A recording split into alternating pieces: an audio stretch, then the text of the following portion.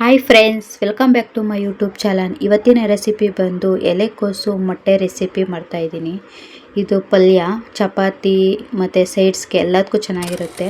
ನೋಡಿ, 3 ಗಡ್ಡೆ ಈರುಳ್ಳಿ ಮತ್ತು ಹಸಿಮೆಣಸಿನ್ಕಾಯಿ, ಕಡಲೆಬೇಳೆ, ಉದ್ದಿನಬೇಳೆ ಮತ್ತು ಇದನ್ನು ಬಿಸಿನೀರಲ್ಲಿ ತೊಳೆದಿಕ್ಕೋಬೇಕು ಎಲೆಕೋಸನ್ನ. ನೋಡಿ, ಮೊಟ್ಟೆ 5 ತೊಗೊಂಡಿದ್ದೀನಿ.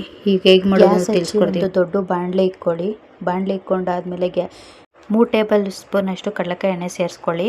ಸಾಸಿವೆ ಹಾಕ್ಕೊಳ್ಳಿ. ಸಾಸಿವೆ ಹಾಕ್ಕೊಂಡು ಕಡಲೆಬೇಳೆ ಉದ್ದಿನಬೇಳೆ ಸೇರಿಸ್ಕೊಳ್ಳಿ. ಹಸಿಮೆಣ್ಸಿನ್ಕಾಯಿ ಸೇರಿಸ್ಕೊಳ್ಳಿ, ಒಂದು 5-6.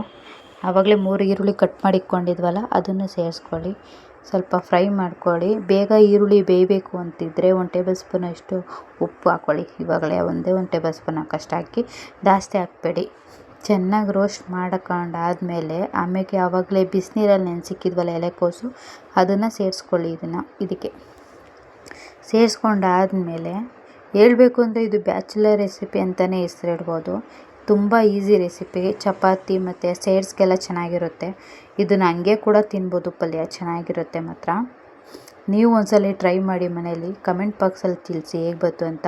ಆವಾಗಲೇ 1 ಟೇಬಲ್ ಸ್ಪೂನ ಸೇರಿಸ್ಕೊಂಡಿದ್ದು, ತಿರ್ಗಾ ಇನ್ನೊಂದು ಟೇಬಲ್ ಸ್ಪೂನಷ್ಟು ಸೇರಿಸ್ಕೊಳ್ಳಿ ಉಪ್ಪನ್ನ. ಸೇರಿಸ್ಕೊಂಡಾದ್ಮೇಲೆ ಇವಾಗ 5 ಮೊಟ್ಟೆ ತೆಗೆದಿಟ್ಕೊಂಡಿದ್ವಲ್ಲ ಮುಂಚೆ, ಅದನ್ನೇ ಒಂದೊಂದನ್ನೇ ಸೇರಿಸ್ಕೊಳ್ಳಿ.